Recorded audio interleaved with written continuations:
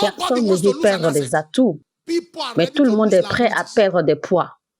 Une fois que tu deviens chrétien, tout ce que tu fais, c'est de prier. Donne-moi un miracle, donne-moi un miracle. C'est quoi cette chose que tu fais et dont le ciel dépend? Et que le ciel puisse dire, à part celui-ci, plus personne ne peut faire ceci.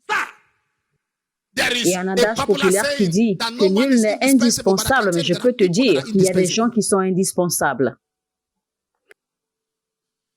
Il y a des gens dont leur valeur dans le royaume, dont la valeur, ayez toujours une mentalité d'être un atout et non une mentalité d'être un poids.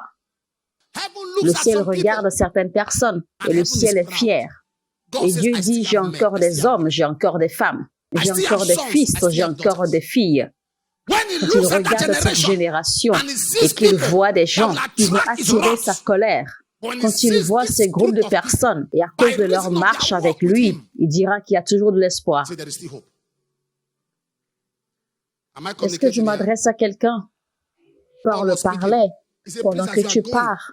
Ramène-moi Jean-Marc. Parce qu'il est utile. 2 Timothée 4:11. Il m'est utile. Mais écoutez-moi, Jean-Marc était la majeure raison pour laquelle Paul et Barnabas ont eu des problèmes. Actes chapitre 15. Si vous lisez du verset 35 au 37, Paul et Barnabas, si vous retournez à Actes 13, verset 2, Paul et Barnabas, une instruction venant de Dieu disait, « Séparez-moi, Paul et Barnabas, parce que je les ai appelés pour une mission. » Malgré que ça venait de Dieu, ils se sont disputés.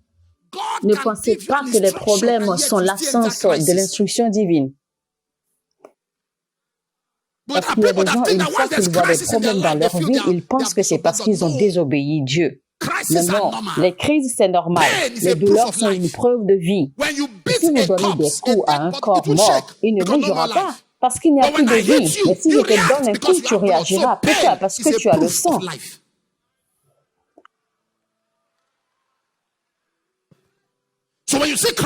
Quand vous voyez des problèmes, cessez de réagir comme si c'était la fin du monde. Quand les gens se soulèvent contre toi, je ne sais pas pourquoi tu es si intéressé de ce que les gens pensent de toi. Je ne comprends pas. Vos ennemis n'existent pas. Ceux qui haïssent sont morts. Enterrez-les dans votre tête. Quand vous accordez de l'attention à vos ennemis, ils donneront à vos pensées la direction. Nous sommes à une génération. Il existe beaucoup d'accès, beaucoup d'atouts, beaucoup d'innovation, beaucoup d'argent et beaucoup d'éducation, mais très peu de sens. Ce qui a été arraché à la terre, c'est la sagesse.